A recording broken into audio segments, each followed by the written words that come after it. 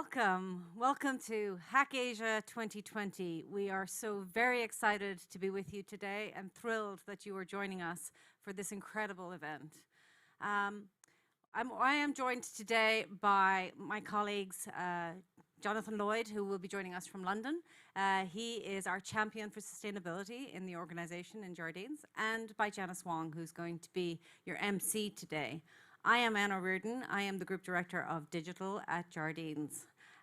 Again, thrilled to be here, thrilled that you're all joining us. We are also joined today and very fortunate to have incredible partners and incredible companies joining us for this hackathon. On stage this afternoon, we will have both Microsoft and Google, as well as Shared Value Initiative with a design thinking workshop. It's a great lineup for this afternoon to kick off this HACK.ASIA, which we'll go through from now until next Thursday. In addition, virtually as well as physically here in the room with us, we have a number of our mentor companies listed here in front of you, from Hong Kong land all the way to our brethren in Astra and Indonesia, all companies that have joined with us to create these challenge statements and provide these incredible mentors which will be with you all the way through. One final shout out, well actually maybe two. The first one for our partners WHub and Agorize, who have really helped us out both in recruiting as well as in organizing the entire event. We are totally indebted to their professionalism as well as to the fun of actually working with them. It's been great. And also to both Invest Hong Kong and EDB in Singapore, who have been phenomenal in helping us to reach out into the community and get connected with all of you amazing people. So just a brief, what is HACK.ASIA? HACK.ASIA is something that was invented actually by Jardine Matheson a couple of years ago, and it really is our vehicle for connecting to the startup communities, to the students, to the innovators and the creators out there in the community. At the end of the day, we run a large number of businesses right across Asia at Jardines, and they're in multiple industries, from auto to retail to real estate to cars to buildings, building management and construction and engineering. We really do kind of cover the gamut. And every single day there are challenges. These businesses are constantly evolving. Technology is constantly evolving. And we're having great fun in kind of coming up with creative and innovative things that we can do to serve our customers better and to help Asia to grow as we grow. So what we have, this vehicle really is here for us to help our companies to articulate what are those challenges, what are those things that you really think there isn't a solution for out there in the market. You've been thinking, oh my God, if only I could do this. And we channel all of that together, and I'll explain the process in a minute, to come together and to reach out to you guys, all of you who've been so fabulous in responding to the challenges and connecting with us. And this week we're going to spend together. We have an incredible week planned. We've brought entrepreneurs, we've brought people who are experts in sustainability, we have people who are experts in technology, we have people who are experts in these businesses that are running these businesses every day, all at your disposal to help with you, to collaborate with you, to co-create with you, and to come up with fabulous, innovative solutions. Of course, there's great prizes at the end, but I think the process is going to be just as rewarding for all of us. So let's take a little reflection. We've done this before. Back in 2019, we did it in person in Singapore, and we had a great turnout. We had over 800 applications. We had 320 ideas generated. And we had a great number of students turn up over a whole weekend where we produced solutions predominantly for our auto industry. In 2020, we had a virtual and physical event. Again, very large, crazy 36-hour hackathon covering 10 companies, some of which were Jardines, but others who also came up with challenges like our friends at Accenture and our friends at JLL, and we had people at Microsoft helping us and HSBC at the time. So we, again, a tremendous event, just great energy and great innovative ideas which were applied into our businesses afterwards. And you'll hear from some of the winners actually as we go through the week. So this year we did something a little bit different, particularly with respect to the origination of the ideas and the challenges. Sustainability is really high on our agenda, and Jonathan will walk you through that in a minute. But we felt that we wanted to get down right into the organizations and hear from everybody who had ideas and what we could do. So we actually ran a whole design thinking process back in October, gathered ideas. We had about 200 ideas generated right across the different companies. Those then, your mentors actually consolidated those down to the challenge statements that you saw. We ended up with 13 challenge statements, and then as we went through the process of looking at applications and looking at the respondents, we further consolidated some of them down to 10. We're going forward with 10 challenge statements. They're covering 7 global issues in sustainability. Jonathan will walk through the themes, but they're quite diverse, and we're really excited to be able to cover that much diversity as well from a theme perspective with you, because I think what we've seen from the quality of the submissions, we think you've got some brilliant ideas out there, and if all of these ideas can come to life, and if we can help you to bring those to life, that's where the magic's going to happen. So we have 65 mentors at your disposal for the whole week. This is access to people who are running these businesses every single day, who are out there, who know the challenges and are really committed to trying to resolve them. So I think between our mentors, our partners in technology, our entrepreneurial partners, and our partners in sustainability, quite frankly, this is going to be an amazing and very unique experience, and we are terribly excited to be with you for the whole week going through this. So with this, I'm going to hand over to Jonathan, who's going to talk about the sustainability challenges and what we do. So Jonathan, over to you. Thank you, Anne. And hi, everyone. It's really great to be here today, running from London. Sorry, Jonathan, we can't hear you. For 4 years now. And for the past 2.5 years, I've been really helping the development and rollout of our routes. If you give the mic back to me. I want to spend a few minutes now, part of this 5 days or so, explaining the context for the event and its focus on sustainability. So the starting point is to say that sustainability really is a key priority for the Jardines Group, and we're putting it at the heart of how we've been developing this couple of years, and the focus of that strategy is to maximize the positive impact we can make in all our markets, whilst also operating our businesses in the most sustainable way we can. We see sustainability as a key part of how we build long-term success, and there are obviously a whole range of different motivations for why businesses such as ours do try and push forward the sustainability agenda, and that includes the desire to do the right thing, managing risk, addressing demands from our stakeholders, but above all, we see the opportunity to leverage the scale of our very large group to really make a positive impact in all the communities we serve. So turning to the sustainability strategy that I mentioned, on the slide that I hope you can see, there is a wheel on the right-hand side there which summarizes the 3 key pillars of our strategy, and they are leading climate action, shaping social inclusion, and driving responsible consumption. This slide also sets out 7 areas in the white boxes there that we're going to focus on in this hackathon. And as participants, you'll be addressing a number of challenge statements over the coming few days, all of which are aligned with our wider strategy.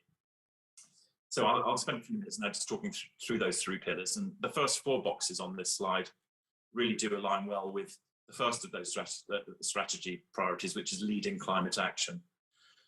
We want to reduce the carbon footprint of all our businesses, and particularly those which are most reliant on fossil fuels.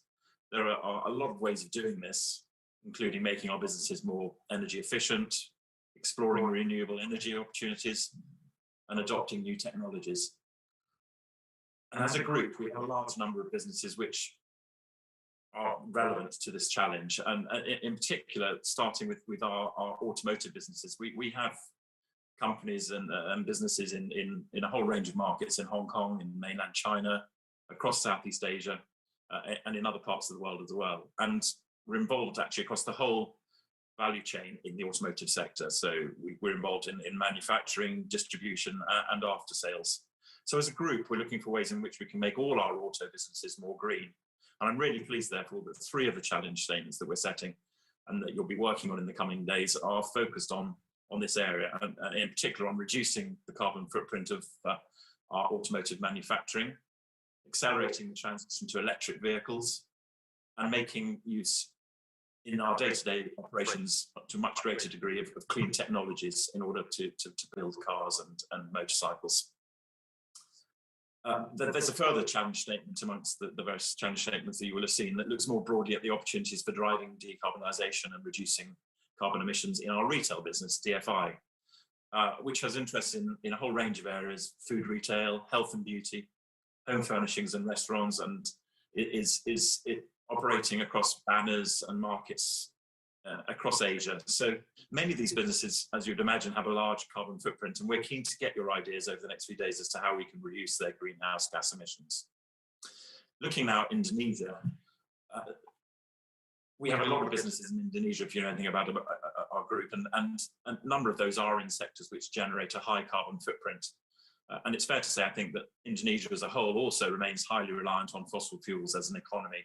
So we're sponsoring several challenge statements that look at Indonesia, and we're looking at finding solutions to how we can really reduce the carbon footprint, both within our businesses and come up with ideas for how Indonesia as a whole might potentially also adopt renewable sources of energy and ways in which to increase its energy efficiency and reduce its carbon footprint. So these include looking at the possibility of using technology to monitor heavy equipment to enable fuel consumption to be reduced, looking at the ideas relating to the adoption of solar energy, and thinking about how we can develop new ways to develop renewable power within Indonesia, including through a microgrid. So lastly, in terms of climate change, I'm just going to mention technology in a bit more detail. I think we see technology as a really key driver of improving energy efficiency. And whilst I think I would expect you as innovators to really be thinking about how we can use technology in all these challenge statements that I've mentioned, I think that there's one in particular that really is focused primarily on technology, and that's how we could automate our supplier and contractor due diligence process by using big data and big data analytics. So I'm really looking forward in particular to seeing the outputs on that challenge statement, as well as these other climate change related ones. Secondly, looking at driving responsible consumption, which is the second pillar of our strategy. This is focused both on looking at whether our supply chains are operating in a sustainable and transparent way, and also how we can minimize the waste which is generated through our operations. The proliferation of waste of all types, plastics, food, and other waste, is a huge problem for our societies, and one which we really need to address in each of the businesses where we operate and each of the markets where we operate it. And we think in particular that it's essential to take steps to reduce the amount of food waste we generate in our restaurants and hotels. And we're looking in particular for great ideas as to how we could achieve that. And then the third pillar of our strategy is social inclusion. All of our businesses are focused on promoting change in relation to social inclusion. And we've chosen 3 particular areas as part of our strategy. And these are health, education, and livelihoods. And the challenge statements that we've set for this week are particularly focused on the last of those areas, livelihoods. We believe we can be a force for good in the communities where we have businesses, and we see social inclusion as a really effective way of building strong relationships with our customers, with our colleagues, and with other stakeholders. So in that context, our palm oil business in Indonesia has set a challenge statement which focuses on how we can build relationships and partnerships with our local communities in the context of improving supply chain traceability. And again, looking forward to your ideas in relation to that. So, conscious of time, I just want to finish by saying how excited I am about the next few days and the opportunity that we have to work with some of the brightest minds, both amongst startups and students. How excited we are that so many of you have signed up to really take a role in this discussion over the next few days and come up with some great ideas to explore some issues that really are fundamental to the future of our societies and to the planet more broadly. So I hope you'll find the next few days stimulating. I hope you'll find them exciting. I hope you'll find them rewarding. And I'm really looking forward to seeing what I'm sure will be some really amazing ideas coming out of the process towards the end of the week. So with that, I'll hand back to Anne, and thank you very much. Wonderful. Jonathan, thank you so much for that introduction. That was fantastic. Just before I hand over to Janice, who's going to be the Master of Ceremonies, I'm curious whether there are questions. I know I think we do have some. Hi, Anne. I'm just looking at the YouTube chat. Thank you, everyone, for your questions. We have one here. Is the hackathon the only way that we can collaborate with Jardines, Anne? Thank you for the question. And we have many ways to collaborate. So Innovate Jardines, which is the group that I lead, we actually have an Innovate Futures group within that, which is constantly focused on looking at next generation technologies, next generation startups, who's coming out and who can help to resolve some of the challenges that we see in the market. So we have a whole group of people who are out there, ready, willing, and able to have conversations as we go through the year, always. So that's institutionalized in us. We are active in the market. We're very happy for you guys to come and chat with us and to talk to us about what you can do. We also are approached by our businesses on a regular basis with very specific areas that they need collaborators with. We have a focus on really looking for companies that are operating from a digital perspective, but actually in our spaces, and so that we can actually join forces together. You're going to hear from a couple of them as we go through next week. I think on the panel that we run on Monday afternoon, I will be actually interviewing some people who have collaborated with us quite effectively in the last couple of years. So there are many ways to get in contact with us. You can reach out to us through LinkedIn. And as I said, our innovation is a constant activity. It's not a one and done. But we love HACK.ASIA because HACK.ASIA is something where we can reach out to a very broad audience and get to know you guys. So we're looking forward to this week for that. Thanks, Anne. And we have one more question from Renee. She wants to know, how are the challenge statements, how are they created? Yeah, so they were created, as I said, through a design thinking process all the way back in October. We got people in a room. We said we have our 3 areas of sustainability that we're focused on. And for each company, we asked them, okay, if they're the areas you're focused on and these are the businesses you're running, let's walk through a design thinking process to really think about the areas we could innovate and make a huge difference together.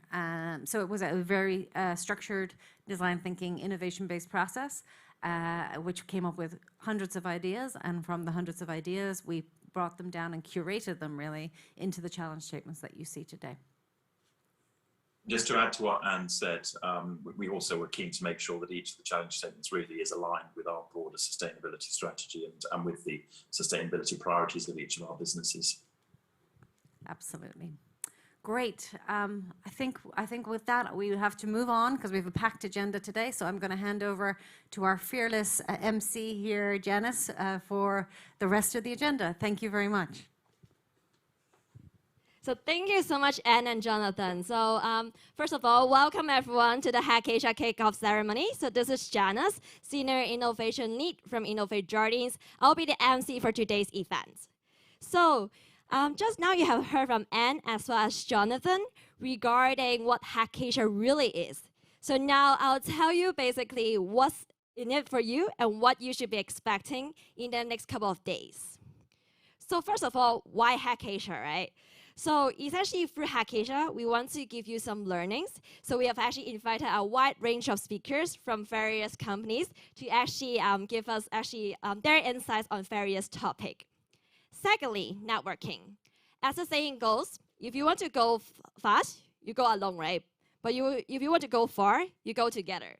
So we hope that this is the forum that can help you collaborate with others, network with others, and there might be synergies there. Thirdly, is coaching. So our business mentors have volunteered their time because they all believe in the potential of the next generation leaders, and they want to spend their time coaching the younger generations, helping them to create new solutions. And fourthly, it's about tech enablement. So through this event, you will have access to different technology trainings. They will teach you how to use various cloud solutions and analytics, really hoping to help you bring your ideas to life. Of course, last but not least, right, is all the amazing prizes we have in place for you. From cash prizes to proof of concept opportunities, we really want to reward innovation. So I'll just give you an overview of what you can expect in the next couple of days. So we have some speakers sharing as well as tech enablement training provided by Google, and thank you guys for all the support. Also, we have the similar offerings also from actually some speakers from Microsoft joining us. They will also introduce us the various solutions offerings and help enable us. Also, you might be thinking with all this inspiration and also the tech enablement, like how do I really build my own venture and ideas, right? So we have a design thinking for share value workshop, helping you to shape your ideas and bring it to life. And then next, we will be having some sharings from young entrepreneurs. Those actually have recognized by Forbes 30 Under 30 as a Generation T. They will share with you what does it take to be a successful entrepreneur, what are some of the most rewarding experience they have, and what are some of the challenges. And also the fifth element is what Anne has mentioned. You as a startup and you as an innovator, you might be wondering, how do I really collaborate with corporates? We actually have some very successful startup that is very fast growing coming here to share with us how they actually manage to do it through collaboration with large companies. Last but not least, regardless of whether you are selected as a participant or not, you need to pitch your idea to get support from your friends, from your investors, and from maybe your bosses. So we have a pitching workshop teaching you how to do that. And if you're lucky enough to be selected to be the winner for some of the challenges or the shortlisted ones, you will have exclusive mentorship hours, and you'll be joining us with the pitches where our judges would love to hear your ideas. So I wouldn't go through this page in more details, but essentially there are many different events planned for the next 6 days. Day 1 today is really about inspiration and ideation. Day 2 is about helping you to have the skills and have the right technology tools to prototype your ideas and bring it to life. Day 3 is really about what does it take to be a successful entrepreneur and how do you really collaborate with corporates. So that helps you think about how your solutions might be relevant for some of our businesses and how we can help you scale. And on the 4th day, of course, you will be very worried about, if I have to pitch, how do I do it? So that's why this is a time for you to get the skills in order for you to pitch to win. So last but not least, we have a little break because we know that you'll be working very hard. So that will be a small break on Wednesday without a lot of programs, but you can still continue to talk to your mentors. And last but not least, of course, the final day will be the challenge statement pitch and the grand final. We hope that you can bring your best ideas, show it to our judges, and help our businesses become more sustainable. So this is basically an event where we want to open it to as many people as possible because we do believe that collaboration is very key. And in order for us to innovate the sustainable future, it's very important we work together. However, we actually did go through a very difficult process to kind of look through all the applications and talk to our businesses. So for some of you that got selected into the kind of like the short list, there's some things that you actually need to prepare in the next couple of days. So essentially, with all these like inspiration and empowering sessions, and with all the mentorship hours that we'll provide to you, we hope that you can actually refine your ideas in the next week. From there, you will actually pitch to our challenge statement pitch, which you are required to prepare a 10-minute presentation, as well as to answer like a 5-minute Q&A. If you are lucky enough to be the one selected to be the winner, you'll enter the grand final, where you'll be doing a 5-minute elevator pitch to compete for great prizes. So I wouldn't read out all the details here, but you will know that we have actually a lot of great prizes lining up for you, and we hope that you can get the most out of HACK.ASIA 2022. So with this contest, this is basically an overview on what you should be expecting in the next week. Zooming into today, what's it for you? So today is really focusing on inspiration and ideation, and we have some great speakers lining up. So we have Google, Microsoft, and Share Value Projects sharing with us their perspective and hoping that it can empower you to come up with ideas. So for some of you that got shortlisted, there's a very specific breakout challenge statement starting at 5 p.m. Hong Kong time. So you'll be having the chance to actually hear directly from the company sponsoring the various challenge statement, as well as to meet your mentors. And if you have any questions, we do receive some questions during the application phase as well. This is a time for you to ask your mentors in order for you to know more about what they're looking for, is your idea in the right direction, and hopefully in the next couple of days, you can refine it further. So before I pass on the time to our first speaker, just want to explain a little bit of ground rule. Firstly, there's no hierarchy here. Everyone is equal, and then we hope that you all learn from each other. And secondly, be creative and as well as collaborative. We actually want to foster more conversations between different groups of people across internally within Jardine Matheson, externally with the innovation community, and maybe perhaps with you guys as well. We hope that you guys can really grab the chance to kind of meet more people and collaborate with each other. So thirdly, be active online. So as Anne has mentioned, this is really the first year we do it completely virtual. Of course, we will always love a physical environment for us to get together, but we also want to connect to everyone around Asia as well as around the world. So this year, we are doing it completely virtual. So we hope that you get your cameras on, get your videos ready, so that you will be actually interacting with all your mentors, all the participants, and each other in a more interactive manner. Last but not least, we know that a lot of you guys might be very worried about what should I expect next? I don't know what I'm doing. Am I in the right direction? How do I get access to different platforms? Things are not working.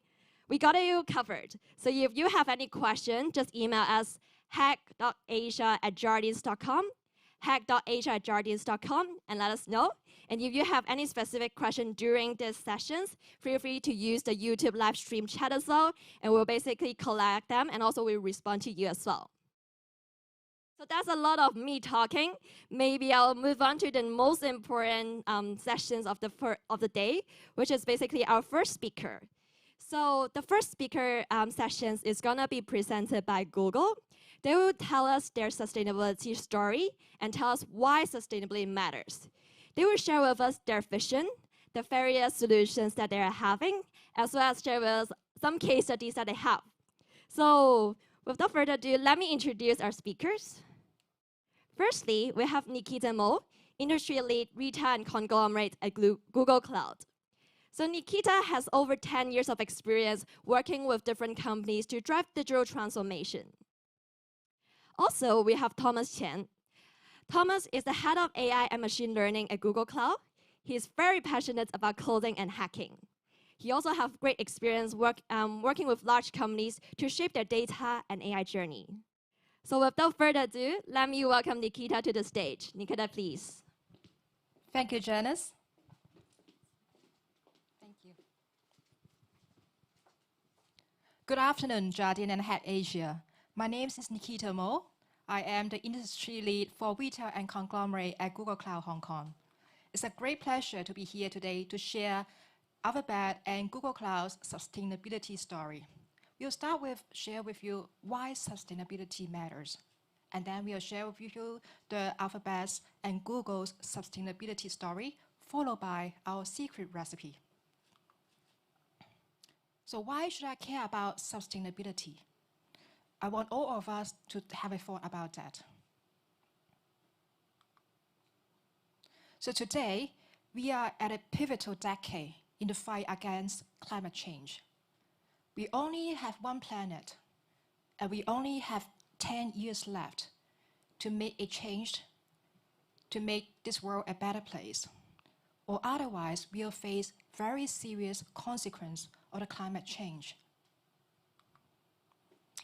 And the time is now, it's today, that every single one of us, you and me, and every organization on this planet, to make a change, an immediate change, to take immediate action at global scale to make this world a better place for every one of us. I wanted to call Sundar Pichai, the CEO of Google and Alphabet. We are optimistic that by harnessing new technologies, investing in the right infrastructure and tools, and empowering partners, nonprofits, people. This can be the most decisive for climate action yet. It is very powerful and very doable if you and me, every single of us, work together to achieve that goal. So now I would like to share with you a bit more of the Alphabet's sustainability story. Let's play a video.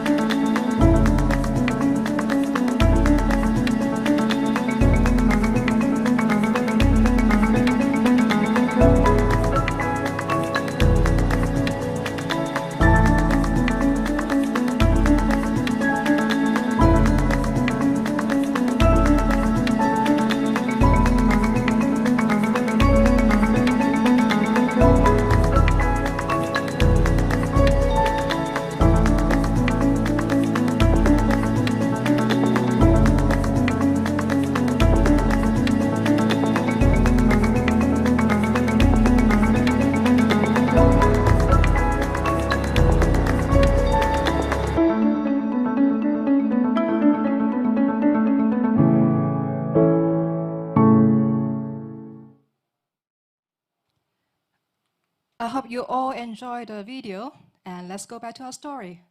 So Google Cloud is one of the greenest company in the planet, ahead of the industry.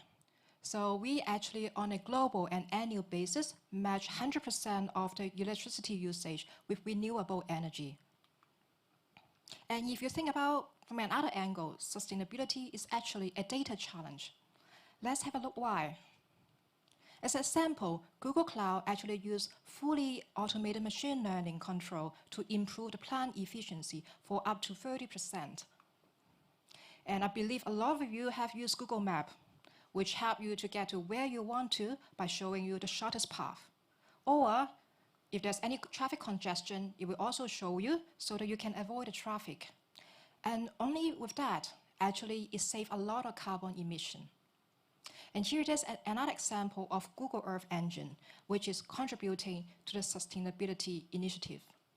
It's collecting a lot of geospatial data, large amount of data set to share with different organizations to show them in the course of time how this planet, the surface of our planet is changing, for example, how is the water level, the amount of forest, for example, and even it can spot wildfire in a forest and send a signal alert to the authority to tackle the issue.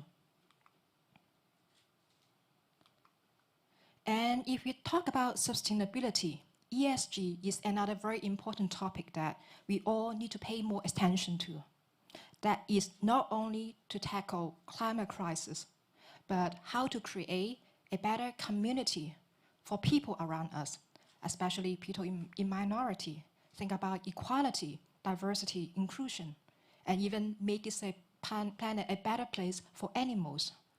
So Google Cloud actually apply a lot of AI to tackle world's biggest challenges. Flooding. Flooding is one of the most common disasters in the world. And by applying AI machine learning to analyze the geographical and environmental data, Google Cloud is able to predict flooding in a highly accurate way, and so that people can prepare beforehand. With Google Cloud's AI, it also helps people with atypical speech to be better understood by other people. Open Data Repository or Open Data Platform is another very important initiative that Google is driving. That is by sharing big data set with organizations globally to help push the innovation, accelerate the funding. So COVID-19 is a very good example that people, organizations globally can share what's their funding to help accelerating finding the solution to tackle the problem. So data is in the core of greening by IT. What does that mean? Thomas, my colleague, will share with you in a second. But I want to provide an overview, give you some idea of what we can do with big data, AI, machine learning.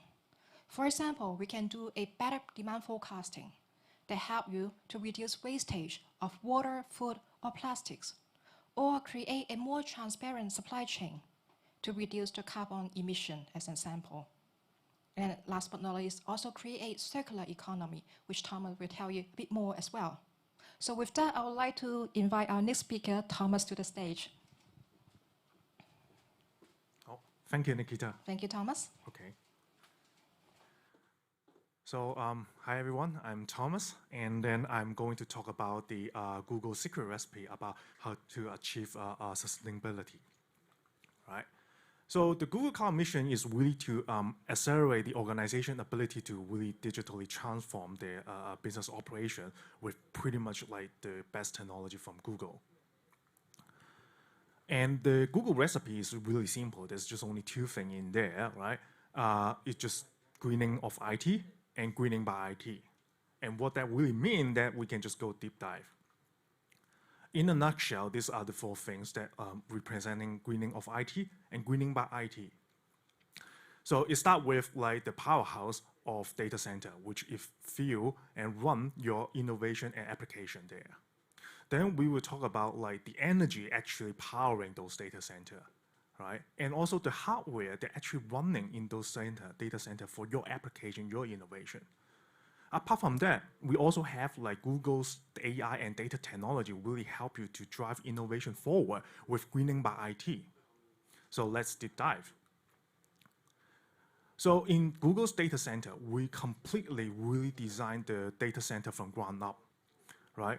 Apart from like we design our own server to be more highly efficient, right? We even design our own AI chip to make it even more power efficient by running powerful intensive AI computation.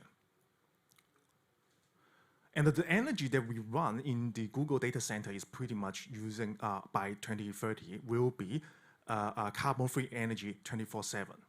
So what does that mean, right? So basically it means that any workload you run on Google Cloud by 2030, every hour, every day, every region, they will be carbon-free energy. And then the way that we design the hardware to run your application, right? We specifically design the waste and pollution out of it, right? And we make sure the part and also the product will keep reused and recycled over the time to make sure it has less environmental impact. Apart from that, we also make sure in the whole process of making those hardware and things that it's actually safe to the people as well as it's safe to the environment. So it talks a lot, right? But what that really means, right? In a very simple nutshell, this slide summarizes everything. But it's still a lot of things. It could be still daunting, right? So in that, it's just like run your application on the cloud, like Google. You are really able to achieve the greening by IT easily. And using our AI and data technology, you can use it to achieve the greening by IT easily. And ultimately, you will be able to achieve zero net emission for your organization. As simple as this, National Geographic moved their photo library to Google Cloud. By doing these simple things, they're already able to achieve over a nearly 17,000 kilogram CO2 emission every year. Right? This is astonishing for just a simple things. So let's look into more, like how the data-driven innovation. So in a nutshell, these are the 5 technology Google actually really rebuilt in a way that, like, or designed from ground up that it's actually environmental friendly, as well as like it's also carbon friendly when they do the computation, right? We have the whole notion about serverless, and I can talk hours on this topic, right? But let's not focus on that part today, right? That's what we do in the mentoring session, so you can always come to our specialists. We were able to share that with you. Right? So what other people do with the Google's technology, right? So look at Carrefour, right? They use a BigQuery to analyze data. Well, so basically, it's a tool in Google that we use it for everything on the data side. But surprisingly is that like it's not able to just query and understand the data, right? It also actually built in the AI component inside it, right? So people with a normal data analyst, they were able to run the query and get the AI assist insight with the demand forecast. So that would help them efficiently to reduce the inventory waste. And this is also one example that you can achieve more in Google Cloud with a lot less effort. And the Asina case that they use Google BigQuery and Google Cloud SQL to actually manage their fleet in real time. So that really helped them to really decarbonize their transportation sector. And on the agriculture side, right, the Gamaya actually used Google Cloud to really derive the data-driven insight for the farmers. And you're probably wondering, like, oh, it's just farming, like how much data they can really collect and they can really do with it, right? It will surprise you, actually. For example, say there will be like pH value on the soil, and also there will be like the weather forecast, the moisture, and all the things, right? It's actually very complicated when it comes to like the computation, collecting, blah, blah, blah, right? But in that is that we make it easy for the farmer, that they're able to actually boost their yield, avoid blight, and able to cultivate their crops more efficiently with the Google Cloud data and AI technology. And let's look at the energy and utility area, right? With Eon, right? They actually use Google Cloud data analytics, so they were able to have like real-time energy consumption. So you're still probably wondering, like, oh, what that really means, right? So you can imagine in Hong Kong, like it's very hot in the summer, and we usually turn on the aircon, and then the energy will surge during the noontime because that's probably the hottest day of the hottest time of the day, right? But if you look up, the sun is above us, and that's probably the most shiniest time, right? And we actually can switch to the to the solar energy and reduce our carbon footprint. So all those decisions require real-time consumption, and AI forecasting really help us to make really informed decisions, right? Just using Google Cloud technology, you can easily achieve that. It's only like a SQL statement away, as simple as that, right? So this one is my favorite, actually. So it's not only using Google's technology to achieve the organization operation efficiency, right? So the things with Google is that we are not only giving you the best technology in the market, we actually also enable you to use the Google culture to actually do things, right? So you can always achieve more with a lot less effort. So in this case, right, they actually use BigQuery to manage their user, and they were able to scale to 1.4 million users with very minimum operation management. So this is simply amazing. So we only get one planet, right? Let's use Google's technology to really achieve a more sustainable future and net zero emission together with Jardines and with your innovation together. Thank you. And now we will welcome Nikita back to the stage, then we can have some Q&A session. Thank you, Thomas. I hope you all enjoyed the session. And we wonder if there's anyone have any question. Hi there. Thank you very much. We have a question from the chat from Jessie. She's a student, and she wants to play with the Google Cloud technology. Are students able to access this for free? Yeah, Nikita, you want to? Yes, there are different ways we can support you. First of all, do join HACK.ASIA. And if you are interested, you can also easily create an account. That would be like $300 credit to help you start and try out the technology. We also have a lot of resources online that is free for the public, including students, to learn and try out the technology, including labs. Last but not least, I would like to invite you tomorrow at 3 p.m. to join our training session that we conducted by the experts from Google Cloud to share with you some tips how to use our technology. Thank you. Thank you. And there's one more question from the floor here from some of us on the team. If greening of the IT is physical, how can I achieve greening of IT at the design level? So this is actually a good question. Maybe I take it. It's more a geeky answer, right? The things is that like being sustainable by using technology that Google provide is just not enough, right? Simply not enough.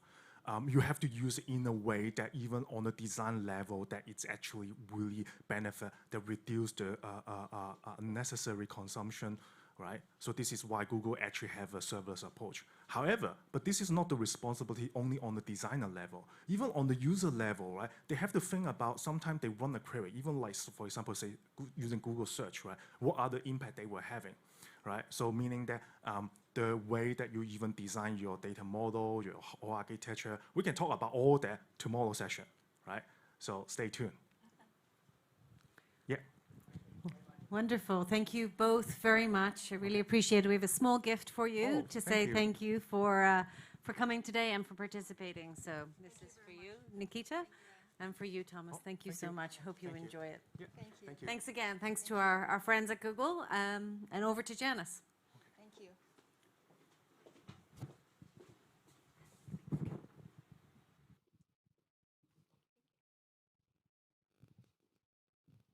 So thank you so much, Nikita, as well as Thomas, for the great sharing. So we hope that this sharing really helped you guys to actually understand more about the power of technology, and actually like the different case studies is quite interesting. Hopefully that is some inspiration for you guys when it comes to solving your challenges. So regardless of whether you are some of our businesses or whether you are students, startup and innovators, do leverage the power of technology to make a difference. So upcoming next, we'll have a second keynote. So we'll actually have Roseanne O'Hare joining us from New Zealand. So in this session, she will be sharing about basically how Microsoft has helped different businesses, communities, as well as individuals to monitor, measure, and charge their sustainability initiatives by leveraging new technology solutions. So let me actually introduce a little background about Roseanne. Maybe next page, please. So here we go. So a bit about Roseanne. So Roseanne is a senior account delivery executive, APAC Sustainability Community co-lead at Microsoft. So she is actually one of the global lead within the Microsoft Worldwide Sustainability Community, and she has a lot of experience actually working across different companies, delivering large programs for work for strategic clients. She is actually based in New Zealand, so she will be joining us like virtually. So I think this is the benefit of us doing a hackathon in a virtual format. We can actually bring in many different people from many different countries to actually share their insights to us and hoping to inspire our participants also from different kind of countries to actually take actions. So Roseanne, can you hear us okay from your side? I can. Great, perfect. So I'll pass the time to you and we'll help you control the slide. Tēnā koutou, tēnā koutou, tēnā koutou katoa. Hello and welcome from New Zealand. And thanks Nikita and Thomas for that inspiring chat. I was really interested hearing about Google's cloud journey. That was awesome. So yeah, thank you for having me here as part of HACK.ASIA 2022. Sustainability is important to me because I love the outdoors. The smell of cut grass, listening to birds singing, kayaking, skiing, fishing, hunting, and all the great joys that nature provides. Frankly, I don't want to imagine a future where that doesn't exist or isn't accessible. I want a future that my grandchildren and their children can enjoy too. At Microsoft, we have an amazing sustainability community that provides a forum for like-minded, environmentally focused folk from every part of our organisation to educate and act on sustainability initiatives like Earth Day, year-round hack projects, and lobby for change. I am a program lead for this community, and I would like to share some of the hack projects that I've led. But first, let me share Microsoft's sustainability journey. Next slide, please.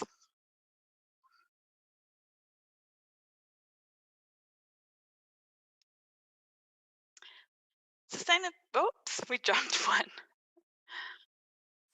Sustainability isn't new to Microsoft. We set our first emissions reduction target in 2009, and in 2012 we made our commitment to be carbon neutral. We levied an internal carbon tax across our business that would help fund our research and introduce innovative technology to become more sustainable. We've made great progress for the last few years, and our cloud business has taken off, so we've had to up our game. We've increased the tax in 2019 to $15 per metric tonne, and in 2020 we announced our intent to expand the carbon tax to cover all of our supply chain or Scope 3 emissions. We use these funds to purchase renewable energy and support things like carbon reduction and carbon removal, various water, waste and climate resilience programs, and our AI for Earth program. We've made steady progress, but we realise that given the size of this planetary challenge, we need to up our ambition. And in 2020, we made significant commitments to guide our environmental sustainability work over the next decade and beyond, because we know that by 2030, society must be well on our way to mitigating and adapting to rapidly changing climates, reducing the amount of waste that we generate, ensuring resilient water supplies, and reversing the ongoing and catastrophic degradation of ecosystems. Next slide. So in 2020, we announced a bold commitment and a detailed plan to operate with 100% renewable energy by 2025 and be carbon negative by 2030. We built on that pledge with a series of industry-leading commitments to be a water positive, zero waste company by 2030 and develop a new planetary computer to better monitor, model and manage the world's ecosystems and protect more land than we use. For our sustainability commitments to make the broadest impact, we need to ensure that the world is working from a common taxonomy and common units and methods of measurement. We're targeting 2030 as a milestone for standardizing digitized sustainability data. Next slide. So on our sustainability journey, we've accomplished some great things, but of course we could not have done and achieve this without the support of our partners who brought unique ideas to the table, collaborated with one another and executed bold plans to help land our ambitions and transform our business. Now customers are asking us what we've learned through our own journey so far. So let's look at a few of our takeaways and consider how these concepts we've incubated can be improved upon and leveraged elsewhere, like our migration to the cloud and what we've done with Azure to make it more energy efficient. So Azure is by far our biggest area of investment as a company. When we migrated 2,000 applications from on-prem to the cloud, not only did we reduce carbon emissions, but we realized dramatic energy savings rather quickly. We were inspired to understand what the impact could be for our customers, and we found that transitioning workloads to Microsoft Cloud Services could be up to 98% more carbon efficient and up to 93% more energy efficient than on-premise options. What that means to us is that when businesses choose Azure, they are not only selecting a trusted and secure and increasingly green platform, they are actually taking action to reduce carbon emissions just by switching data center operations from on-prem to the Microsoft Cloud. And that's a powerful way that IT departments can contribute to the climate goals of any company. So let's take a look at our data centers. Next slide. We're constantly pushing ourselves to be more sustainable, including new server cooling methods to help minimize the environmental impact of physical data centers, reducing energy use while providing higher processing power, and helping to eliminate water consumption. We're experimenting with liquid immersion cooling that is predicted to lower server energy consumption in the future by 5 to 15% at a minimum, while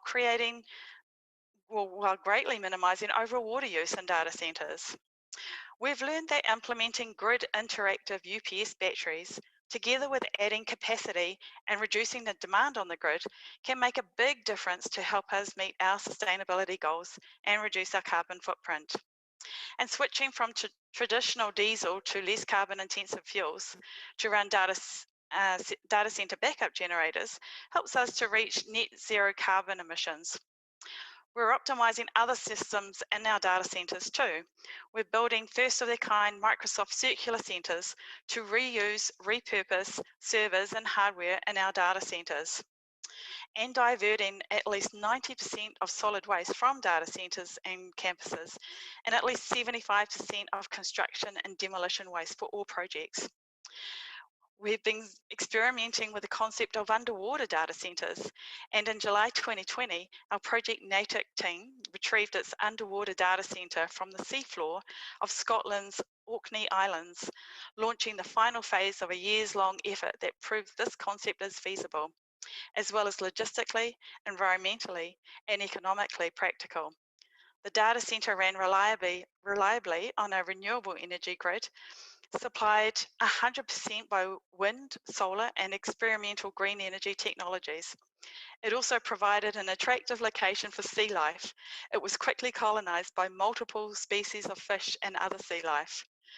Cold seawater can be used for cooling servers without detectable temperature impact a few meters downstream, without tapping critical freshwater resources, and with greater cooling efficiency than air. And servers failed at only 1/8 of the rate of land-based control group, prolonging the life of the computers and reducing the need for replacement components and materials. The efficiencies we're creating through our data center work are sustainability benefits we can then pass on to our customers. Next slide. We're also continuing to optimize our buildings and campuses. In fact, our very first sustainability product was an energy smart building solution powered by Azure IoT, analytics, and AI. Our initial effort was focused on the Redmond campus, which spanned 125 buildings at the time, with 15 million square feet of office and lab space on 500 acres, serving more than 60,000 people. Across the campus, there were multiple disparate building systems with 100 megawatt peak electrical consumption and 60 million annual utility spend. Our challenge was to leverage technologies to manage this more efficiently in order to reduce emissions and energy costs. We put software sensors on almost everything, from fire extinguishers to HVAC blowers to lights and to conference rooms. We were able to see all our buildings in a single unified view, understand where problems were happening, and in some cases, solving problems before they happened. By analysing 500 million real-time transactions a day to automate processes and reduce energy consumption, while also identifying and predicting issues and equipment failure. And we've achieved 6 to 10% reduction in annual energy usage with an implementation payback in less than 18 months. Our new Silicon Valley campus features an on-site rainwater collection system and waste treatment plant to ensure 100% of the site's non-potable water comes from on-site recycled sources. An integrated water management system will manage and reuse rainwater and wastewater. And by recycling our water, the campus will save an estimated 4.3 million gallons of potable water each year. And for our new construction projects, we're using the Azure-based Embodied Carbon in Construction Calculator, EC3, to evaluate and reduce embodied carbon, the carbon emitted during construction and our construction materials. And with the help of EC3, we're on target to reduce our embodied carbon by 30%. Next slide. So let's talk about productivity and efficiency. Imagine the carbon savings that I've saved by coming to you virtually from Auckland today. Even before the pandemic, increasingly businesses were using our tools like Microsoft Teams to virtually connect a remote workforce or bring people together, achieving FaceTime through video chat rather than flying or driving to meetings. This creates significant carbon savings when compared to hosting meetings or events in person.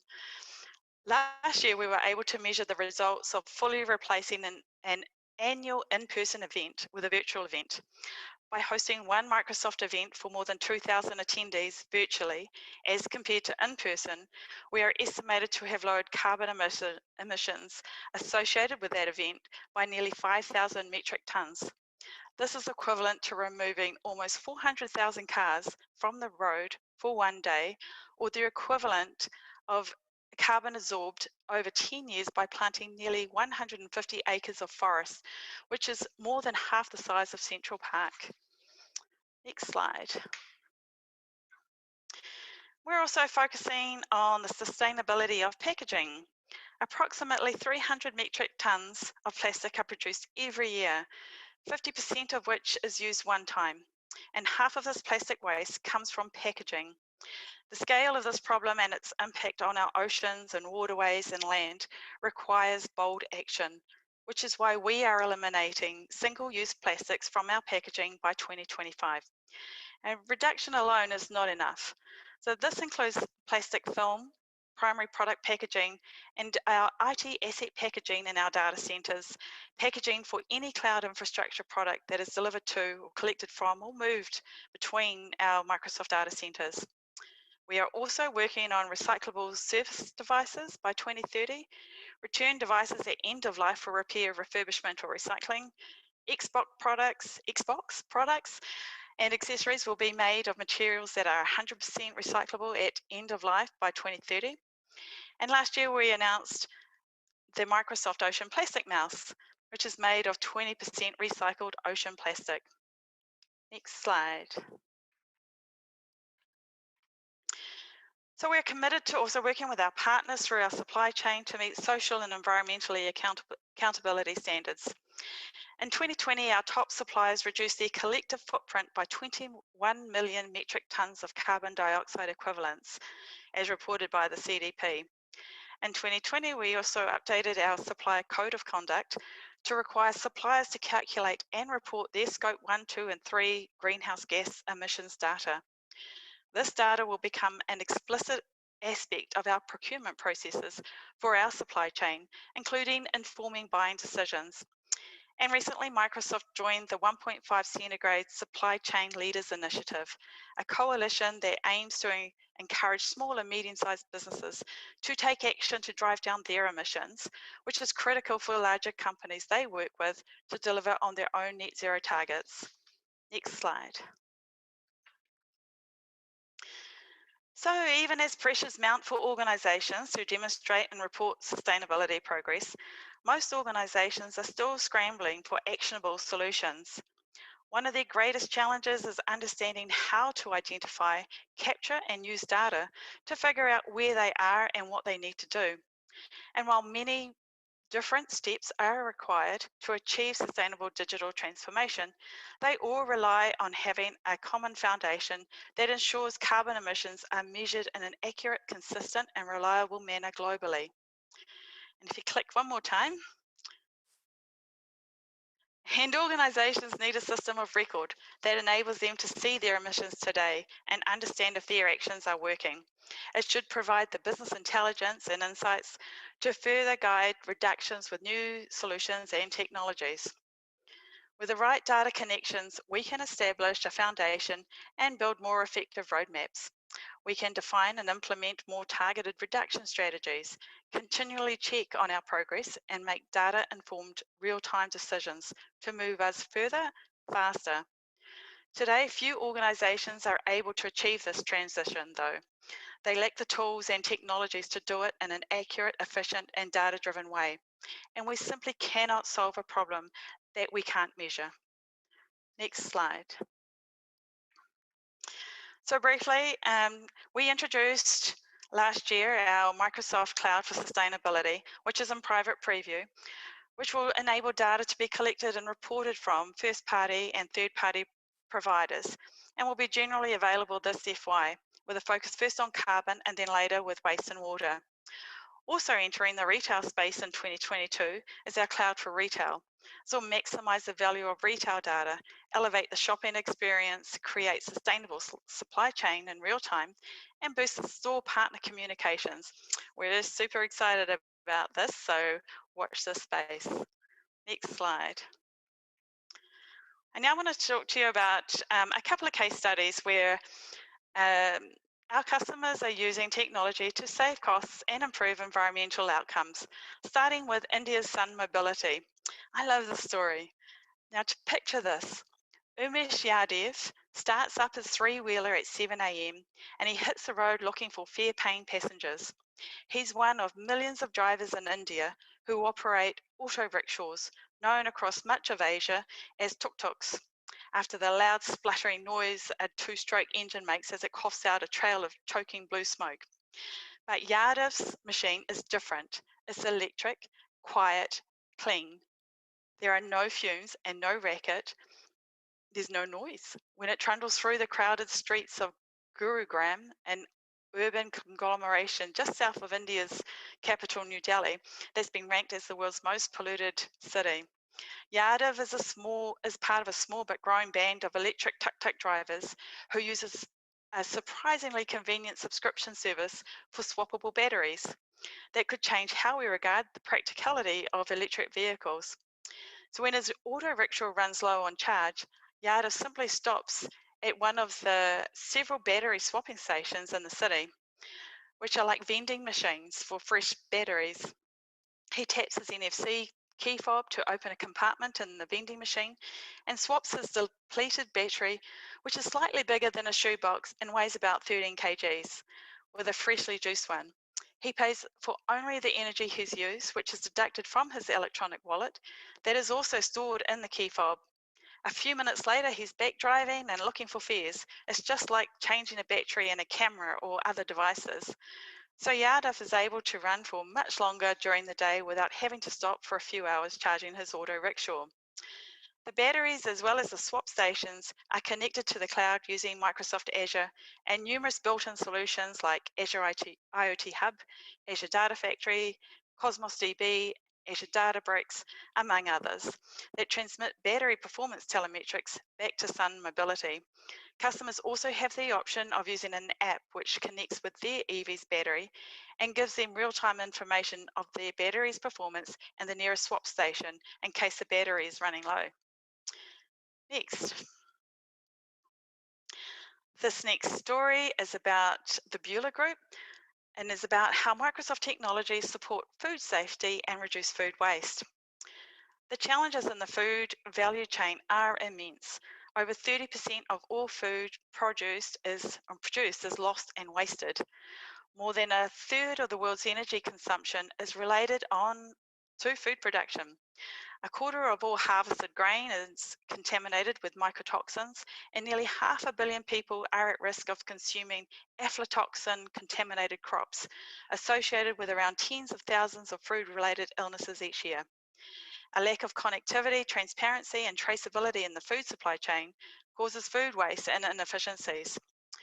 Bueller partnered with Microsoft to use blockchain to digitize and augment their existing supply chain that was entirely paper-based. They integrated physical machines with an AI-enabled insights platform to scan each grain and ensure all grains processed are toxin-free. By digitizing the food safety process, all parties involved, from the farmer, shipper, granary, miller, processor, retailer, and regulators, can ensure that crops are verified digitally and provide transparency to all parties involved. All parties are simultaneously alerted of any potential tampering or contamination to avoid a public safety issue. This guarantees crop safety from farm to fork. Next. This This case study is about a partnership with a bank, a country, and Microsoft. It is a story of how an alliance can help farmers improve crops with access to better information and languages they understand by creating a platform that integrates the latest advances in technology, agriculture, and finance to improve productivity, mitigate risks, and improve agricultural practices to develop a more prosperous, efficient, and sustainable fields in Guatemala. The challenges are considerable, not only for the country, but also on a global scale. The agricultural sector will need to feed a world whose population is projected to reach about more than 9 billion by 2050, implying the need to double food production. However, fertile and arable land is shrinking considerably, and we will have to produce more food with less space and fewer resources, taking care that our activity does not deteriorate the planet. Recognizing that while technology can certainly help farmers, sometimes its adoption is limited because the growing areas usually do not have access to energy or internet connectivity. And farmers are usually not tech savvy or may have difficulty reading and writing or speak languages other than Spanish.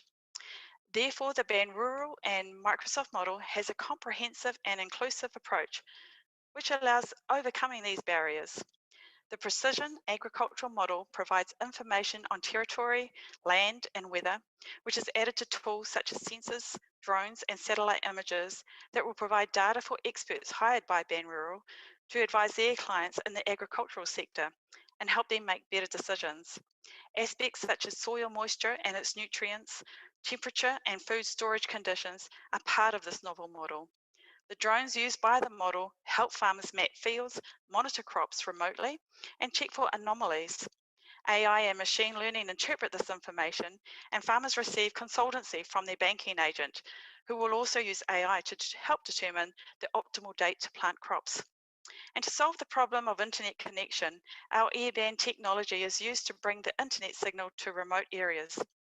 We have generated the contents and recommendations in formats accessible to all, thanks to the use of graphics, videos, and diverse and inclusive content that do not require knowing how to read and write, and that will be translated into 2 main languages. As for the digital skills barrier, we have designed the program so that transmitting this information to the farmer does not require computer equipment, and a basic cell phone with SMS is enough. Next. Many of you will know the fashion store H&M. They are a fast fashion provider with millions of customers around the world. Since it's estimated that anywhere from 30 to 40% of purchased clothing ends up in landfills at the end of its life, the industry has a waste problem. But 95% of all clothes that are thrown away could be reworn, reused, or recycled. So we have been working with H&M to enable a circular ID to track assets over time. And with Microsoft partner Onbori, we helped H&M reimagine its garment recycling program in the US with smart recycle bins powered by Microsoft Azure. As consumers place an item into the recycling bin, the smart bin's digital screen delivers individualized deals to the consumer. And smart scales give H&M consistent visibility into the volume of goods they're collecting. Interactive displays show the amount that the customer has contributed and reports the total amount of clothing collected via the bins, comparing contributed quantities at other locations in real time.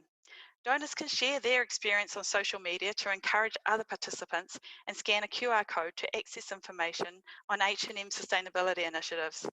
Bins are integrated with Microsoft Teams, so staff get notifications when the bins need to be emptied. Through the program, H&M is engaging customers, encouraging recycling, and reducing overall waste. H&M hope to collect 5 million pounds of recycled clothing through smart bins in the US in its first year. This will then enable the company to plant 100,000 trees in association with the One Tree Planted organisation. Next. My last case study is on Flow. Flow is a great example of a company designed with ESG at the centre of their mission. They are building a digital banking platform committed to sustainability and wellness. Flow, a startup founded by one of the largest Italian banks, wanted to help bank customers add sustainability and meaning to their lives. The bank also wanted to win over a new customer segment, millennials, with a differentiated value proposition that could help beat highly digitized competitors.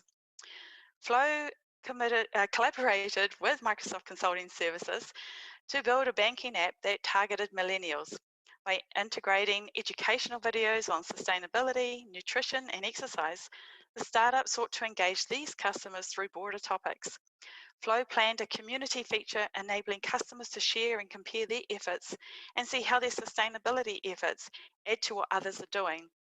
The Flow solution uses Azure AI to monitor every aspect of all customer data, such as credit card transactions, carbon impact, and video engagement.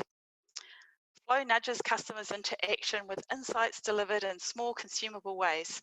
As well as the great outcomes Flow has achieved, I think this case study is interesting. As consumers become more environmentally conscious, they will be seeking technology support to help them identify and select products that are manufactured ethically, socially responsible, and kinder on their environment, right through to how the product will be disposed of at its end of its useful life. I see apps such as Flow coming onto the market that conscious consumers will start using. Consider then what impact it will have on retail stores and what stores will choose to stock and sell.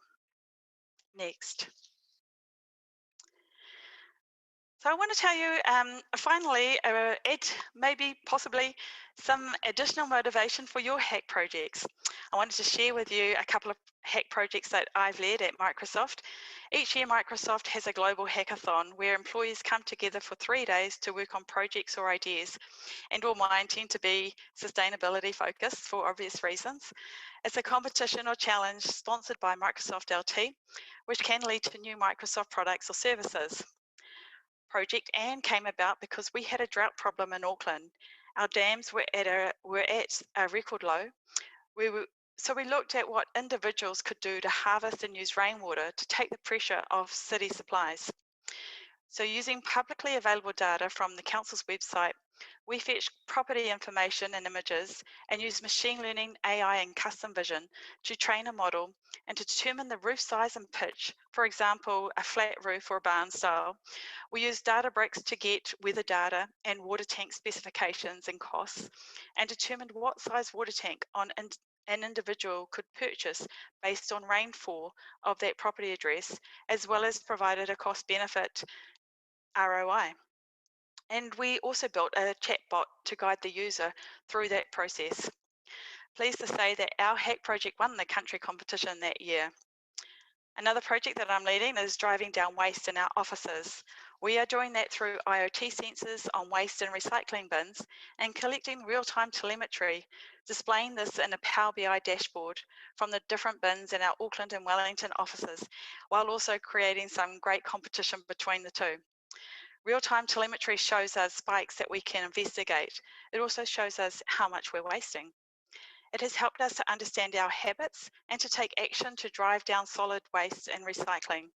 For example, our Auckland office was peaking at lunchtime with sushi plastic containers and the little soy sauce bottles and wasabi packets being the main culprits. So we purchased recyclable containers, bottles of soy sauce, and tubes of wasabi for employees to use in the office, and we got a marked improvement. We have extended this project further to build a custom vision screen to help identify which bins staff should put their waste into, and there's still more to come. Next slide.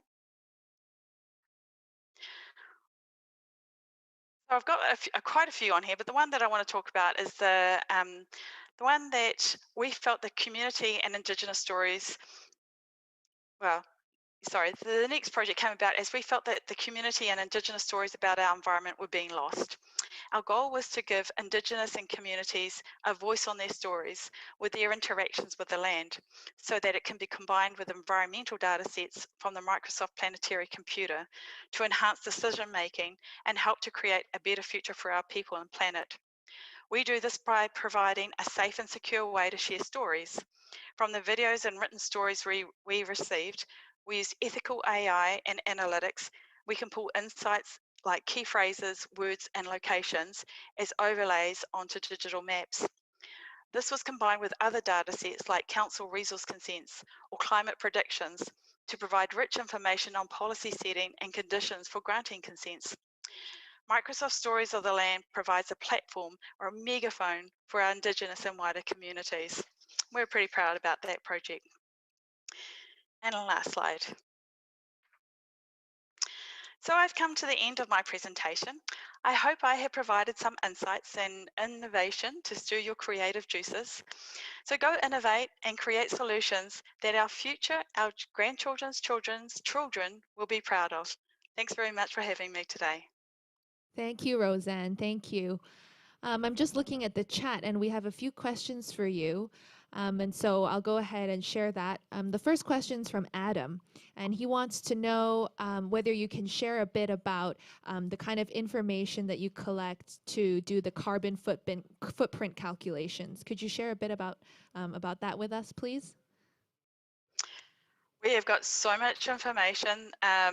What we've got is actually, if you look at our sustainability environmental report, we launched or we publicly produced that last year, and that report is available on our website, and it goes through in detail how we've collected information against all of the areas that we've committed against, and we've provided that, I think, in February last year, and we're just about to produce our next sustainability environmental report. So I urge you to go and look at that report, and it will provide you all the information that you need. Thank you. And another question here from Renee, and she wants to know more about some of the stats that Microsoft can maybe share on their path to becoming carbon negative and water positive. Are there any stats you can share with us off the top of your head? Well, apart from the ones that I shared earlier, we've made a huge inroads. I think one of the things that we're aiming to do when we said that we would become carbon negative, that means for us to remove all carbon emitted since we were founded in 1975. So we're making a huge progress on that. And the carbon tax that we have applied to our businesses is one of the ways that we can incentivize and motivate our businesses to think about how they can become more carbon efficient. And it also provides us with a climate innovation fund that we can encourage partners or individuals or startups to come work with us and develop technologies to reduce carbon. And one of the things that we're looking at now is the direct carbon air capture or carbon capture.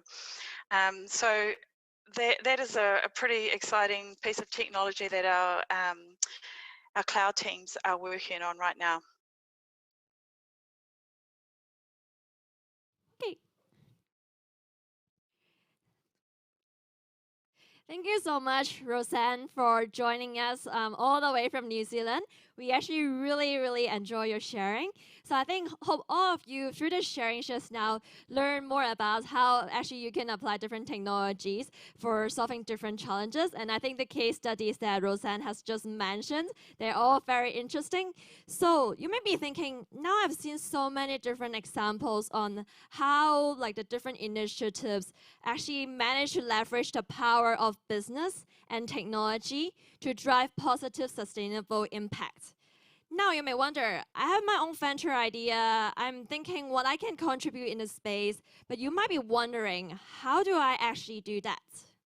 So up come next, we have another speaker, Martina from Shared Value Project. So let me maybe quickly introduce what this session is about. So you might be interested in social innovation thinking about how do you actually reimagine your business model to actually contribute to environmental and societal issues. So up come next, we'll actually have Martina to share with us some thinking around that. Creating shared value can actually be a very powerful strategy, aligning profit as well as purpose by reimagining and redesigning the different products and services, as well as the value chain, in order to make it more sustainable and more inclusive so that we can actually achieve impact at scale. So with this context, maybe I'll introduce a bit about Martina. Maybe next slide, please.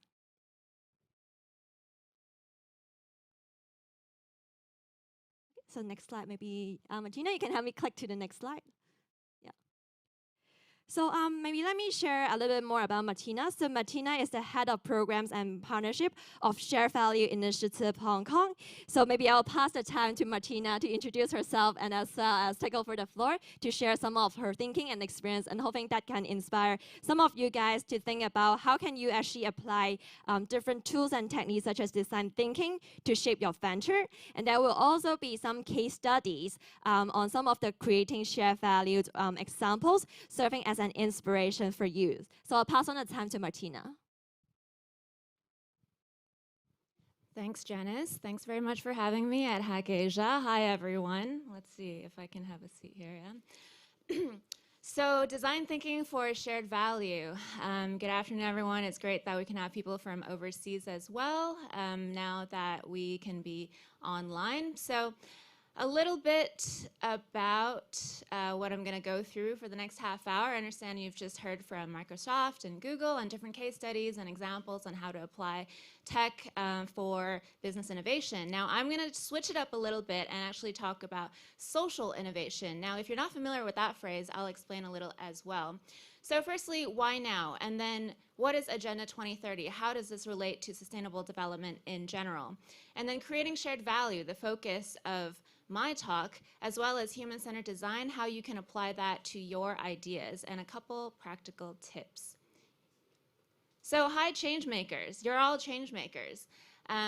This is normally where I would tell you a little bit about myself, but in fact, it's also about you. So in my experience as a social innovation sort of promoter and designer, it's really powerful to bring together people like you, youth and startups and entrepreneurs and intrapreneurs, business folks, non-business folks, together to come up with solutions for the environment and for the community, right? And for myself, this is what I thrive on. The picture you see here is Creative Collision, which is where we also convene at Shared Value Initiative Hong Kong. All of these folks together, because really that's how you come up with better ideas, break out of silos, and so on. So this is really the power that you bring to the table today. For myself, what am I? I'm a connector of people and ideas. I'm a service designer. I am an experience designer and a partnership builder between sectors. So the question from me to you is, what are your strengths and what are you going to bring to the table to help these challenges come up with scalable solutions, right? Just a little bit more. So Shared Value Initiative Hong Kong is part of a global network. We were founded about 3.5, 4 years ago in Hong Kong. The idea of creating shared value actually came from Harvard.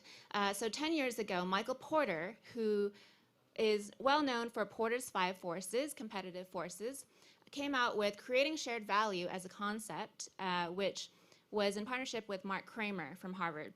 Now, the idea is that we can change business and actually use it to tackle social and environmental issues in a profitable and scalable way. And we set up a network, so we're part of a sort of sister organization network between the US Shared Value Initiative, Shared Value Project in Australia, Africa, India, and Hong Kong, covering the region. So it's been 10 years. Creating shared value is now a movement all around the world, and my role every day is to help businesses in the region learn about this, practice this, and a lot of you might be interested in starting to apply more CSV strategies going forward.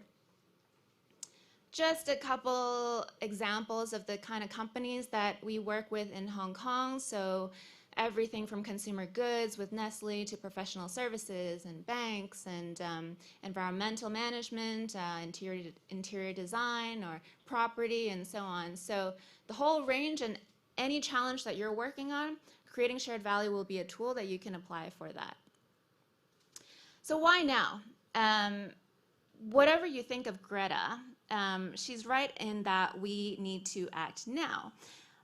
Really, it's not a time to sit on our laurels, because we've just come off of COP26, and regardless of what you may think of the outcome of COP26, I think we can all agree that every day that we don't take action to improve the state of our community and the world is a day that we are falling behind because of inertia, because of all the natural ways that our systems have set up for the economy and society to diverge in many ways. So Greta wants you to panic, and I want you to act.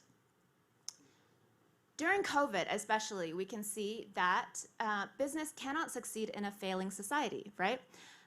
So all of these things, the Sustainable Development Goals, are actually interlinked.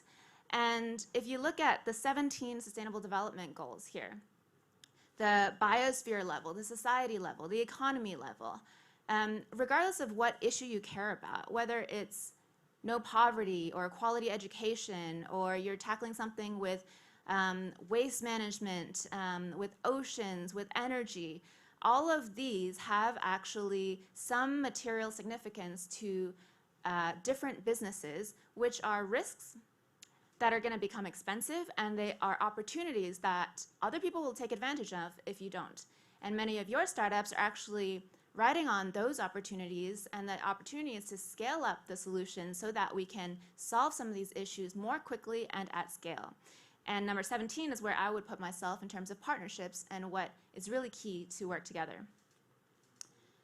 And we're in a perfect storm. Somehow we've created for ourselves this absolutely critical tipping point where urbanization means that we're adding 200,000 people a day to cities all around the world. The population in 8 years will increase to 8 billion. Climate change will leave us with X number of degrees in terms of sea level temperature rise. And just in 8 years, every year that goes by with COVID is another year less we have. We will need 40% more energy to sustain what we're after now. 50% more water. Where will we get that from? Clean water. And 40% more food for those of us lucky enough to have access to meals during the day or not. And the challenge to business, and the reason the Sustainable Development Goals is now really a wake-up call, is that governments cannot do it alone, civil society cannot do it alone, and we have to work together in order to be able to achieve these in just 96 months. We have 96 months left until our agenda is up. About 2 years ago, the Business Roundtable, 186 CEOs of the world's biggest companies, said that the purpose of business is no longer to serve shareholders alone. It is to serve all stakeholders. Now that's a tall order. So this is Amazon and Johnson & Johnson and BlackRock and JP Morgan talking about how they're going to fundamentally commit to serve all stakeholders. And Larry Fink, BlackRock, influential letter every year, purpose is the engine to long-term profitability. But how do you achieve that, right? It all sounds great, but there's a lot of criticism about this as well. And Fortune lists every year 50 companies that change the world through their core business. So stakeholder capitalism is the new way forward. But I think the key here is not that we're talking about satisfying everybody, employees, customers, suppliers, and so on. The key is that they have come out as the business sector to say that we will be accountable to more than just our shareholders. So it's up to us to actually hold them accountable and challenge them on that as well. Now, creating shared value then. This is about design thinking. It's also about a new way to practice business, right? So CSV, what is creating shared value? It's an approach, a business strategy to create new economic value for your business, meaning revenue generating or cost saving directly, at the same time that you have measurable benefits to society. So you need to first isolate a social issue. I'm going to go into that a little bit later. Or an environmental need that you're working on with your prompt. And social problems, unmet needs, are actually business opportunities if you can look at the intersection of where your core assets and expertise are. What you want to do is make sure your design is profitable, and that's the only way that it can be scalable over time and measurably impactful on a specific need in the environment or community. This is the way that we can grow the pie, make it bigger. Shared value is not about having the same ethical values. So there's a lot of confusion normally. It's not about values, plural, but economic value and societal value. What is the benefit to society and your business? It's not about having the same values of integrity or honesty and so on. These are important, but that's not what is going to grow the pie together. It's different from CSR in that it's not about making your money and then giving it back, right? So a lot of your solutions are gonna hopefully find ways to generate more revenue or more cost saving or some measurable way to manage the people better or your workers better. So it's not about giving back. Philanthropy and CSR is good, but this is not the only way to have scalable social impacts. It's also not about compliance or reputation building. If your business idea, the only benefit is to improve your reputation, is that a business idea? I would challenge that. I come from public relations. To elaborate a little bit, social impact portfolio. All of you are familiar with, hopefully, corporate social responsibility, volunteering, fundraising, philanthropy. These are all very necessary still, especially in urgent situations or humanitarian situations. Sometimes you need the funds and the manpower and the equipment, but that is not shared value. To move it to shared value, you would have to figure out how can my CSR program be linked to my core business so that it is self-sustaining as well and more relevant to our expertise. Now, social enterprise, you might think, oh, this sounds like a social enterprise approach. True in a way, but what's missing often is that social enterprises are difficult to scale up. Not impossible, but this is the key difference where in Hong Kong, I work with many social enterprises as well, and often it's that combination with the corporate and social enterprise that's going to make it powerfully able to replicate beyond a neighborhood, for instance. Business as usual, you know that many times you're designing for the bottom line or for your shareholders or for sales or for whatever targets you have.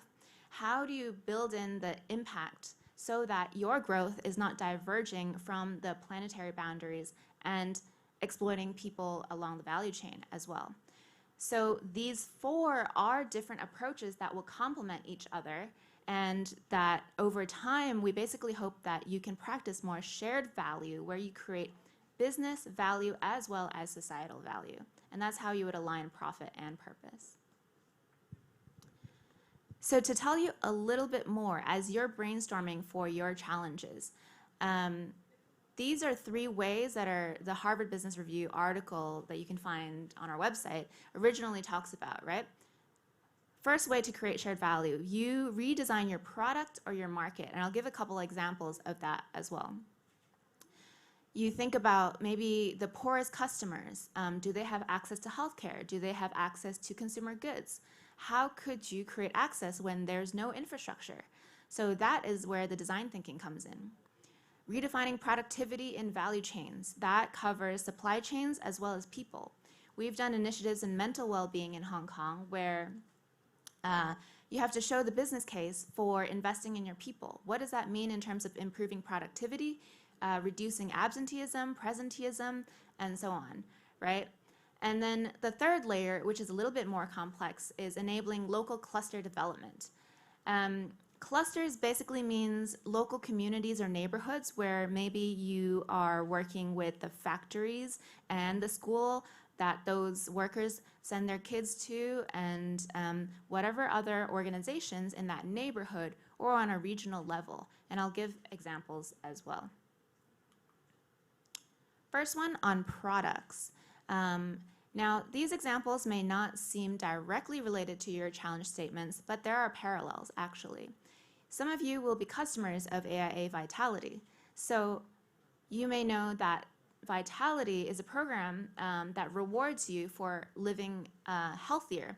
So if you go to the gym, if you eat healthy, if you do different things, you'll get rewards.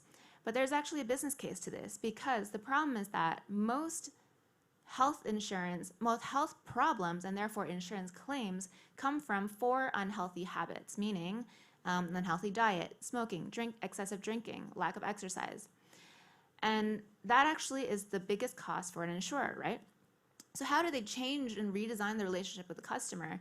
They basically looked at, okay, if those are the highest risks to my bottom line, where I will lose money, then we can actually replicate. This was from South Africa, in fact, and that's why it's scalable, where Vitality and AIA worked together to design a program that would reward customers for being more healthy. And this is all linked to research and data. Because over time, if you can encourage your customers to be more healthy and change their behavior, actually, that will reduce the claims for the insurer. And it's proven just in Australia that that leads to about 8% lower claims to the insurer and fewer hospital admissions. The people who go to the doctor will go because they want preventative health care. So that fundamentally is a redesign of how you interact with your customers as well, right? So one way that you can rethink how an insurance product goes from paying when you need it when you're sick to actually incentivizing you to be less sick, and then you get a discount on your premium, perhaps. Next example might be more relevant to some of these cases. NIO, you may have heard of or even worked with in China.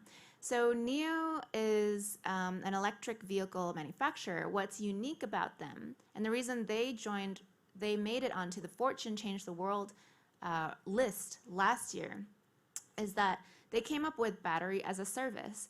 So for some of these energy solutions, how could you actually take what normally would be one car, you buy a car including electric battery. Problem in China was there wasn't enough charging infrastructure around. So even for Hong Kong or elsewhere, how could we borrow this kind of principle to say, you can buy the car without the electric battery. When you need batteries, you can swap in 3 minutes or 5 minutes, which is faster than charging for 75 minutes, even if you can find a station. Not only that, they created other apps and tools, all these different ecosystem of services from what was originally a very physical product. Where they're making money is through these services. It's actually more efficient, it's more affordable, and it is cheaper, in fact, than filling up your gas-powered vehicle. So over time, that is their competitive advantage, which is the coming from the innovation that they designed around enabling the customer to borrow instead of buy, in a way, right, by use. And you can apply this to many other cases as well. You can think about clothing or other things like that in their circular economy. And the business benefit is that they've captured more market share. It means that you and I are more able to buy electric vehicles now that we don't have to pay $10,000 US extra for that battery. Next one, for Cocoa Plan. So Nestle was one of the poster children of creating shared value. They have a huge supply chain. Where does your chocolate come from? Do you know? And it's actually getting more difficult to grow chocolate in certain parts of the world. Farmers are aging. There's climate change factors on the environment and so on. So there's increasing demand, but limited supply and a lack of continuity in this value chain. A lot of times these workers, there's not a lot of transparency around how much they're paid or what these fair trade practices are. So Nestle is basically extending beyond their normal scope to work with farmers directly to improve agricultural practices so that it is more sustainable and the yields are better. Better farming, better lives, better cocoa. It's something that's been done for decades, but being very intentional about this and involving the farmers all through to the middlemen in between is significantly intentional and needs to be tracked in order to actually look at the overall impact. And this is a program that's been running all around the world now. Same thing applies to Nestle's coffee in Southeast Asia, or to their milk products in China, where there were no dairy products before, no dairy farms rather. So product examples. Now moving to supply chain or value chain. I know that some of the prompts here have to do with automotive sustainability or energy efficiency and so on. So Walmart is known for Project Gigaton, reducing their emissions by 1 gigaton over X number of years. But did you know that also, besides selling product, a big pain point for them is their distribution network and the trucking emissions that come about from all of these goods. In the last few years, they've suffered as a business from lower margin because there's increasing volatility in trade markets and costs overseas and unstable macro factors. So what do we do to keep us profitable, especially during COVID? So these trucks now, how do we look at this as a significant source of our emissions? I think this is applicable to some of the cases here. So they committed to, on the product side, sourcing products locally. Now that's going to have an impact on emissions. Committed to US-made products by 2023. That's next year, actually. We can check on the progress there. And as far as the tractor trailers, basically looking at new fuel-efficient designs and tires, looking at every single aspect, minimizing the idling time. How do you manage this fleet of trucks? There's a lot of wasted time and just emissions that come about from an inefficient system. And adopting electrification and weight reduction, new technologies that maybe you're considering as well for your prompts. In the process, it's also a social benefit because there are a lot of these workers who are driving trucks overnight and so on, where there's different things that you can do to make those jobs more sustainable and more healthy as well, and take better care of your workers. Ultimately, this program reduced $1 billion in cost saving for Walmart. It is more transparent. They're tracking with technology. You can have a search on all their different programs. Lastly, for cluster development, looking at youth challenges. All around the world, we have problems with youth being out of work, youth who are disengaged. So at the same time, you hear in Hong Kong too, and elsewhere, we have trouble finding talent, qualified talent for our jobs. So a couple years ago, 5 companies, the ones we show here, seemingly nothing to do with each other, McDonald's, Caterpillar, Microsoft, in fact, Walmart I just mentioned. How do we find qualified talent? So 20% of youth are neither at work or at school. We also have trouble training these people as a standalone. So they built a program together, actually, with the International Youth Federation to train people under the new employment opportunities. And by creating a platform that's cross-industry, actually they were able to make it more cost-effective to train a large number of youth, more than 300,000 last time we checked. 4,000 employers now, imagine. So it's actually much more efficient to be able to train at scale for similar issues, maybe frontline roles or technical roles even that have commonalities, and life skills, right, at the bottom there, critical thinking, sales, relationships, communication, teamwork. And all of this led to solving a very real business pain point in a way that doesn't necessarily involve a lot of technology, but is effective over time at solving a social issue as well. So we have a lot more case studies, but for the purpose of today, that gives you a sense of how difficult it is to change. All this sounds great, right? You have many brilliant ideas, but it is very slow for companies and organizations and systems to change. Why? Because you have a restraint on short-term reporting and short-term vision, especially during COVID. How can I make sure my business survives the next year or a half? There's no roadmap on societal impact and what lasting impact does your business want to have, right? In addition to your business strategy. And we lack cross-sector collaboration. You hear this a lot. It's a big ship. We're all on this ship together until wherever we go. If we want to move this ship by 2030, how is policy going to set the direction? How is finance going to be the fuel and commerce and business be the engine? But we all have to start to push the levers to change these together. And Jardines is a good example of a big ship as well, which will take some time to turn with your help. Moving more specifically to a couple design tips. So in our work with companies, we try to use human-centered design. Some of you will be familiar with this, where you look at the problem and talk to the stakeholders and users and look at what could be. Make sure that you're imagining really lots of possibilities, open wide, right? This is the double diamond. Come up with so many more ideas that you think maybe are a little bit wild, and then narrow it down to what is profitable, what is viable in a timeline, what is measurably impactful. And then later, you're going to need to test these out, hopefully. So another way to look at it, tip number 1, is really focus hard on the user. I think a lot of times people get caught up in the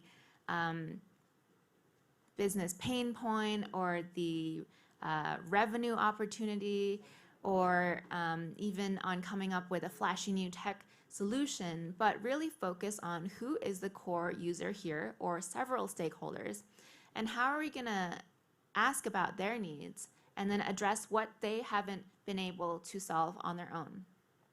So step 1 in this iterative loop is to identify the social issues or environmental issues in your prompt. Second is to make the business case for how is your solution going to help the company make more money or save money or solve some talent issue which is measurable as well as far as the result. Those are the first 2 for your strategy and your idea. At the same time, you need to think about how are you going to track that progress? How do you know that you've made the change that you set out to do? What metrics are you going to have? I'm sort of skipping ahead here, but number 4 is, of course, building in your solution. How are you going to measure the business value and the societal benefit or the environmental benefit over time to prove that what you've proposed is actually working? Otherwise, you're going to have to improve it, of course. Second tip, stakeholder mapping. We talked about stakeholder capitalism, right? So I think a lot of people know that they have many stakeholders to deal with. We designed a whole card game around putting people in the hot seat for a stakeholder simulation. How would an NGO respond to your idea? How would a journalist, a regulator, an employee, have they even heard about it? Try to map out in a chart your different stakeholders so that you look at then who are most important for your idea. Who have you overlooked? Who do you need to work with to plan for your idea ahead of time rather than them reacting to it later, right? So businesses are really good at coming up with something on their own, and this is where the co-creation and innovation and crowdsourcing actually is great for getting people out of their box. Where you as students and startups can challenge the business thinking is to say, as a consumer or as an employee, here's what I would ask about. So for any idea that you have, it's really important to think about how would your most important stakeholder groups respond to your idea, and how can you involve them in your planning process, in your design process, and then invite their feedback later on as well. Number 3, this is a worksheet that any of you could come up with. But the thing that I've noticed is that a lot of times people jump to a solution. In design thinking, you already have, as far as I know, you've proposed an idea. But what's hard is making sure that you have a very clear environmental or social or both needs that are isolated. What exactly are you going to improve with your idea? How do you know that you've made a change there? What technology or data collection will you need to put in place? Separately, you should look at the most important business pain points and opportunities. Actually, I would recommend to look at those separately because then you don't jump to a conclusion too soon. Try to actually isolate the social and environmental needs, such as you see on the worksheet here, and then the business pain points and opportunities. The dots then you can connect in the middle because maybe there are links between a talent retention problem and non-degree holders not able to get jobs that you can connect that you didn't expect before. So theory of change I've gone over as far as the inputs, outputs, outcomes, and impact, right? Try to use that. You can have a search on theory of change. Try to use that for your business idea because that's how it can be compelling for we're here now and this is how you can expect to be with our collaboration or with our idea. And then keep iterating with that feedback. So that's just a couple tips from me. If you want to learn more about our experience or more case studies, you can find them on our website as well. And good luck with your pitches. You are all potentially social innovators The key is just to look at these things together. So thank you very much for having me. Thank you so much. It was such a great speech. We want to just say thank you in a small way with a little gift from us to you for joining us here thank you today. so much. Thanks so much. Wonderful. Great thoughts. Thank you. Back to Janice. Okay, great. So, so here comes to the end, not really the end for HACK.ASIA for today. So I'll actually now tell you guys a little bit about like what to expect actually coming up next for you guys. So as mentioned, for all of you, this is just the beginning of the journey, not the end. We still have a lot of different events planned for you in the next couple of days. So tomorrow we'll have tech enablement training by Microsoft, as well as a tech enablement training by Google as well. So if you guys are wondering how do you really build a prototype, here's the kind of like the platform for you to learn different technical skills for you to turn your ideas into reality. So for some of you who got shortlisted for the HACK.ASIA as a shortlisted applicants, there's actually one more event planned for you right after this webinar ends. So starting around 5 minutes from now, you guys will actually be joining a challenge statement introduction where you have the chance to also meet your mentors and ask any questions that you might have. So in case you're wondering, oh, where should I go? Check out for one email sent through the Agorize platform, where there is a separate Zoom link where you can dial in and interact with your mentors. So for all the mentors from different businesses joining us, do grab the chance to share your experience with the different mentees who are very passionate startup, student, and innovators. So we know that some of you guys might not be able to join the sessions upcoming next simply because you might be from another time zone or you might not be able to join us today. There's no, don't be afraid. Through the platform, you'll have a chance to also interact with your mentors continuously through the chat function. And you'll be able to actually schedule a video call should you guys want to have a more in-depth conversation. So remember, we are here to empower you, and we hope that you will be able to learn from your mentors. And again, if you still feel confused about where you should be going, what I should be doing, don't worry. Email hack.asia@jardines.com or drop your questions at the live stream chat. Our team will still continue to respond to you in the next couple of minutes or so. So here comes a little bit of the introductions about like basically how we are grouping some of the discussions in order to foster collaborations and synergies between different people. So we'll have 5 different kind of key themes as kind of covered in today's breakout. So one of them is automotive sustainability. Second is around decarbonization and waste management. Thirdly is about property and energy efficiency. And last but not least, there's social inclusion, which is the 4th one, and renewable energy for the 5th one. So do check out your email to find the right room that you should be going into. So for all of you guys who have submitted your applications but might not be selected, it's just because we don't have time this time to actually meet all of you. We'll love all of you to continue to stay in touch with us, and we hope that there will be more collaborations between big companies, students, innovators, and startups so that we can innovate the sustainable future together. So with this, I'll conclude today's session and look forward to seeing you tomorrow. Thank you.